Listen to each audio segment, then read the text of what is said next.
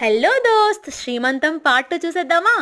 మన జీవితంలో ఒక వ్యక్తి ఎలాంటి ఎక్స్పెక్టేషన్స్ లేకుండా మనకి కంప్లీట్ లవ్, తన ప్రాణం కూడా పెట్టే వ్యక్తి ఎవరైనా ఉన్నారు అంటే అది మాత్రం ఎలాంటి ఆలోచన లేకుండా చెప్పేస్తాం, అది అమ్మ అని కదండి. తన జీవితంలో ఒక ఒక జీవికి జన్మనిచ్చేటప్పుడు ఎన్ని ప్రాబ్లమ్స్ ఫేస్ చేసినా కూడా ఆనందంగా ఆ నొప్పిని భరిస్తూ ఒక వ్యక్తిని తీర్చిదిద్దే క్రమంలో ఒక గొప్ప వరం, దేవుడిచ్చిన వరం, అది ఆడదానికి మాత్రమే ఇవ్వగలిగాడు. అసలు అంటే మగవాడి ప్రమేయం ఎంత ఉన్నా కూడా అతనిది కూడా ఉంటుంది. కాకపోతే ఒక అమ్మకి ఆ స్థానాన్ని, గొప్ప స్థానం అయితే ఇవ్వడం జరిగింది.